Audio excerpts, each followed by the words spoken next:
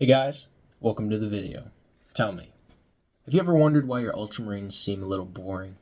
Well, I have the answer for you in this video, where I explain to you how to kit bash Ultramarines infantry. So to begin this conversation, we're going to preface with saying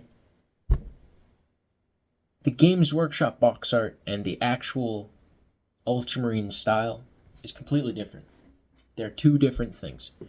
For instance, look at the Invictaris Caesarans, and then look at the Primaris Intercessors. They both have the same color scheme, of course, because they're both from the Ultramarines Legion chapter, but they are very different design elements. In this episode of How to Ultramarine, I'm going to show you how I kit bash my Ultramarines infantry.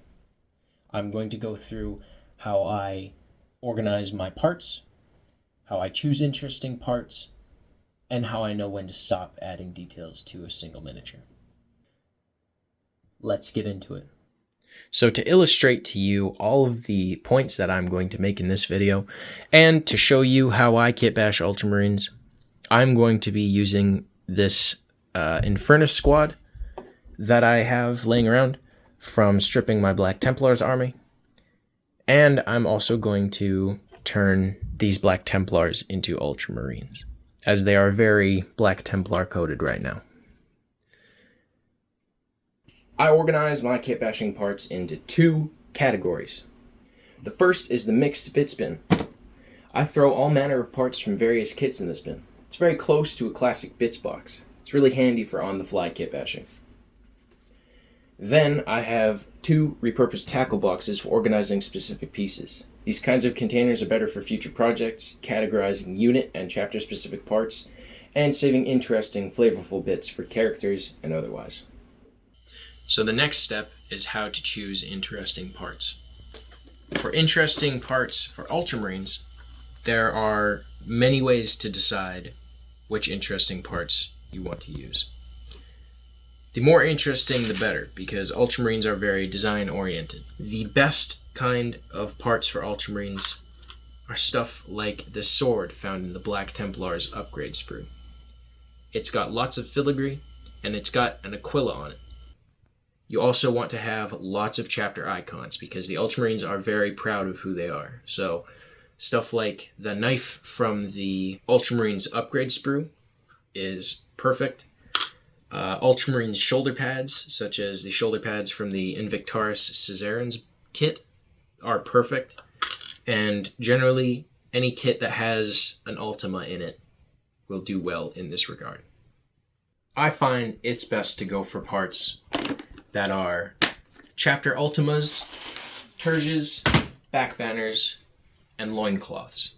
So, the next step in kit bashing Ultramarines is to avoid making the model too cluttered.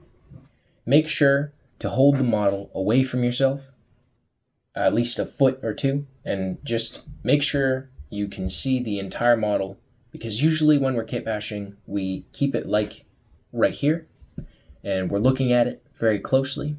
You want to step back and see if it looks too cluttered from afar. You want to make sure that it looks good on the tabletop.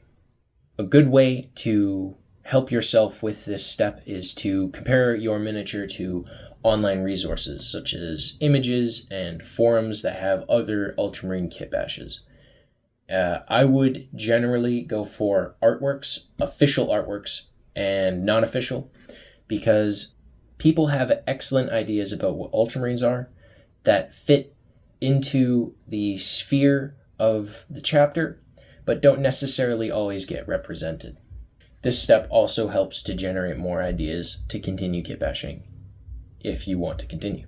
The next piece of advice that I would give you is to know when to stop. Great ideas can be used on other models, not just one. For instance, if you are adding a cape to a sergeant, that cape would be best used on, say, a lieutenant or a captain rather than the sergeant. You don't want to have every single miniature dressed to the nines, because then every model looks important, so none of them do. Don't be afraid to remove details you've already added. For this, super glue is your friend, especially for plastic models. Resin, you already have to use super glue, but plastic models, people tend to use Tamiya Ultra Thin. It is good for bonding your models together, but if you're kit bashing and you want to see how your parts look together, I would definitely stick to super glue for that. I use super glue on all my miniatures, and I rarely run into times when they break, only when I drop them, like a klutz. You'll want to stop when adding details takes away from the overall result. If you are adding something to the chest over the Imperialis, you'll want to stop, because you are obscuring that beautiful sculpted detail, and it will look jarring to the eye. Always follow the adage, less is more. If you add a loincloth and a cape and a necklace and a crown and all this stuff, I'm literally just describing King Arthur. If you add all that to an intercessor or a blade guard veteran, all of that, it doesn't ruin the model, but it makes it much too busy. Less is more. Remember that. My last piece of advice is where to focus your efforts for an army. You want to focus primarily on HQ units and other characters, and also sergeants. You want to do a few changes on lieutenants and sergeants, and you want to use parts sparingly on just mass infantry.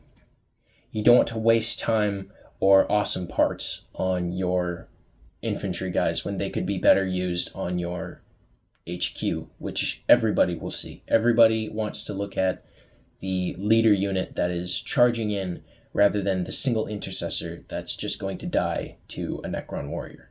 But most importantly of all, do what feels cool to you. Always remember that. It doesn't matter what I say. The rule of cool trumps anything else. Alright guys, I hope you liked the video. Don't forget to like and subscribe. There are new videos on the way. I'm working on it, I swear. I'll see you next time.